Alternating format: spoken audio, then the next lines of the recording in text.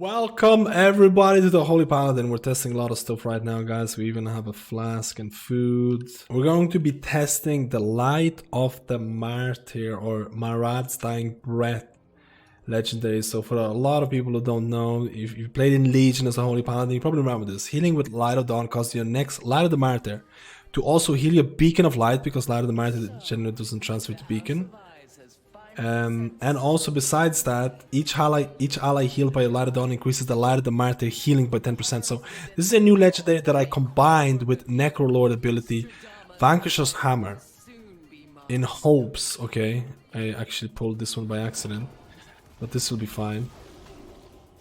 So I use Vanquisher's Hammer, I get 3 holy powers, I use World of Glory. This is going to auto trigger Light of Dawn, and then I can use my Light of the Martyr to do a whole lot of healing on the DK there.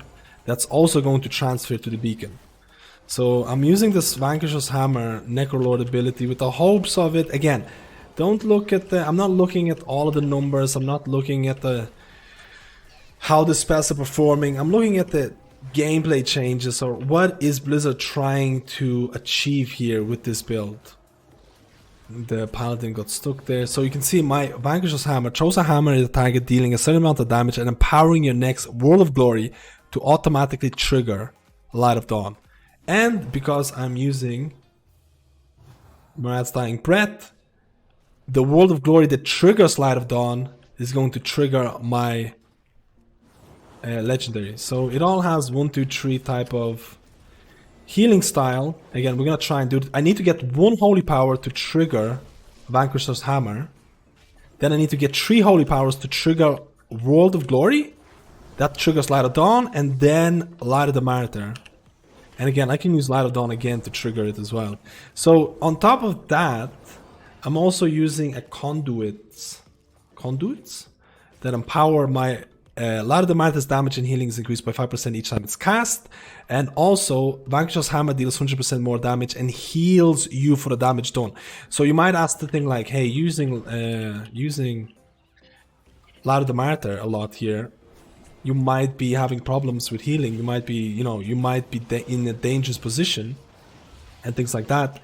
But I'm hoping that because Vanquisher's Hammer actually heals you so much, it heals you for actually so much.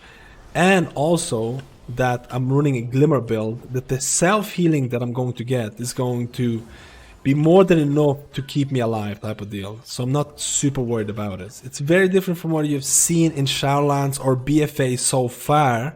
If you played Legion, you know exactly what I'm talking about, because the legendary Marad's Dying Breath has been very popular in Legion. It changed the playstyles. It used to work with certain tier sets really well. Again, we're using Vanquisher's Hammer, we're using World of Glory. This is going to hit 5 members. My next Light of the Martyr is going to be increased by 50%, and we can use it on the DK. Again, if I keep stacking, you see, if I keep using Light of the Martyr, I'm also using that Conduit ability that I showed you that stacks up 5 times. So the healing transfer is pretty big, but it damages you for a lot. I'm not trying to say that Light of the Martyr is all of a sudden going to become the best heal or something. A lot of the times, and everybody knows this, that Light of the Martyr is pretty memey in terms of padding potential. We're gonna try and get our Vanquisher's Hammer here. We're gonna heal. We're gonna use Devo here. We're gonna try and get 1 more. World of Glory, Light of Dawn, Light of the Martyr, and everyone's kind of got, they got a certain burst healing there. You have to keep in mind that it does have a lot of kind of build up to it, because Vanquisher's Hammer requires 1 holy power. So after that you need to build up 3 holy power to actually use. You need to build up 3 holy power to actually use World of Glory.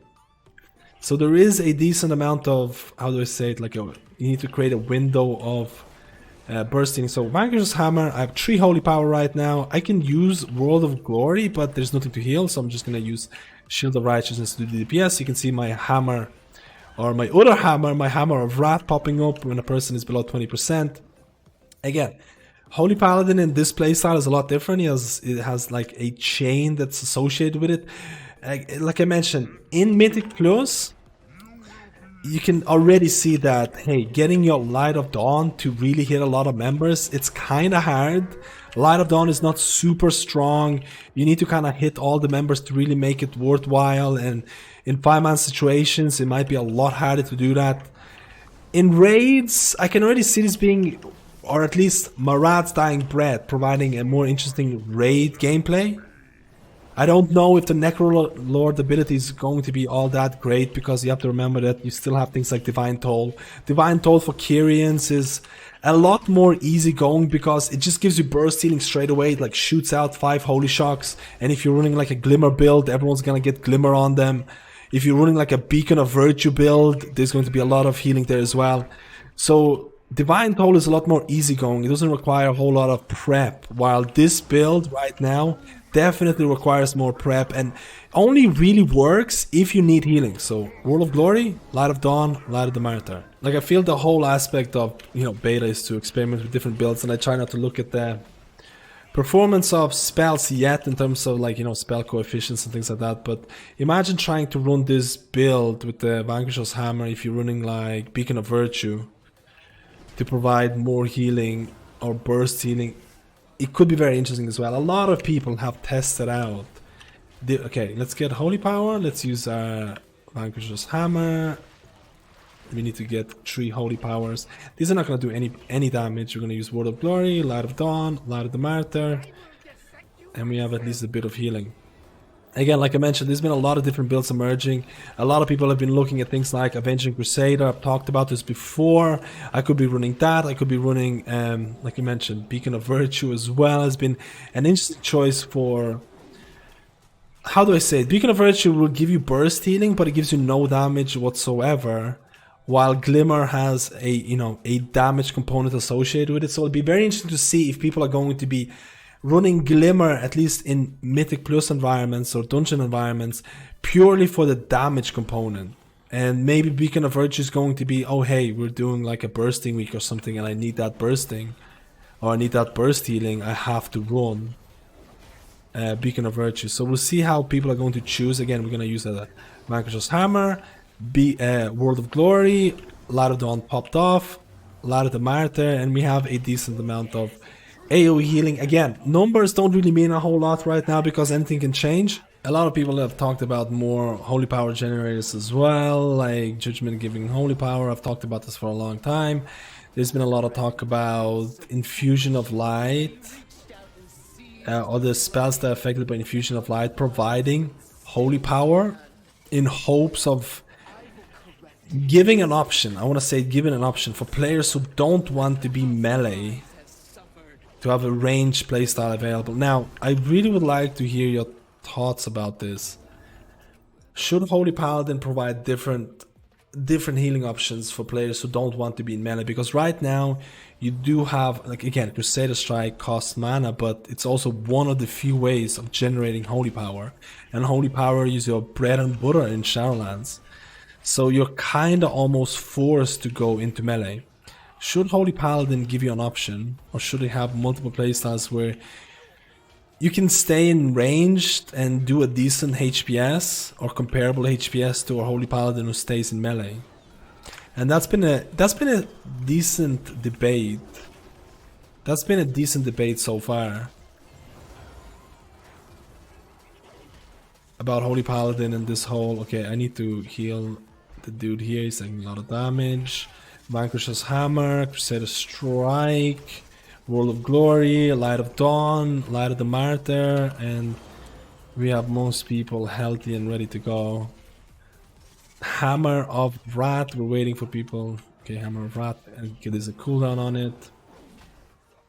Again, you definitely see this like 1-2-3 playstyle, and combined with Holy Power, it does. It feels, how do I say it? It feels good when you pull it off, but like I mentioned earlier, it does require a certain build-up, and I feel like if you're really panicking at a given moment, this build can definitely be like, oh, oof, I'm not ready, guys. Because the big difference between Marat's Dying Breath Legendary in Legion and right now in Shadowlands is that Light of Dawn did not require 3 Holy Power to be cast off. So in Legion, it was far more fluid or easier to pull off, while in Shadowlands, it requires a certain prep time. But if you really look at the changes that Blizzard is trying to introduce to Holy Paladin, if you really like nail them down, what Blizzard is trying to do. So they're making Glimmer into a talent, which I feel like is, Blizzard is looking at BFA and they're like, hey, a lot of people were forced into playing Glimmer and some people didn't like the Glimmer playstyle, so let's give them a choice. Makes sense, maybe based on the numbers of how many Holy Paladins enjoyed it, so they wanted to be an optional playstyle. If people don't pick Glimmer, I feel Blizzard is trying to make the gameplay more interactive. So if you played, in my opinion, one of the worst iterations of Holy Paladin was Old Deer, BFA entry Holy Paladin, where you just Holy Shock and Holy Light or Flash of Light, and that's about it. Like, that was your gameplay. They want people who don't pick Glimmer, who don't do the melee playstyle or whatever, they want them to have a more engaging playstyle with, I guess, Holy Power. Whether they succeeded in doing that, I don't know. I feel like you should maybe have more Holy Power generators to make it a bit more interesting. But this is my assumption. And they also adding, like I mentioned, Crusader Strike is gonna have mana attached to it, which also makes sense because Holy Paladins were at one point in BFA the top HPS healer with one of the highest DPS or passive DPS, and they would actually use no mana whatsoever. Like Eternal Palace was something similar to that. So if you break down the changes that Blizzard is trying to achieve in Shadowlands, one by one, it kind of makes sense what they're trying to do. Whether they're achieving it is another question, but again, I just like to hear your opinions about this. Does this gameplay, is it more engaging? Is it more attractive? Is it more interesting? Does it make you like Holy Paladin a bit more? I just wanted to showcase, because there is certain synergy between Vanquisher's Hammer and Marad's Dying Breath Legendary, and there's definitely, maybe, I don't know, could be a gameplay appearing out of this. We'll see. Let me know, guys, and thank you for watching this video.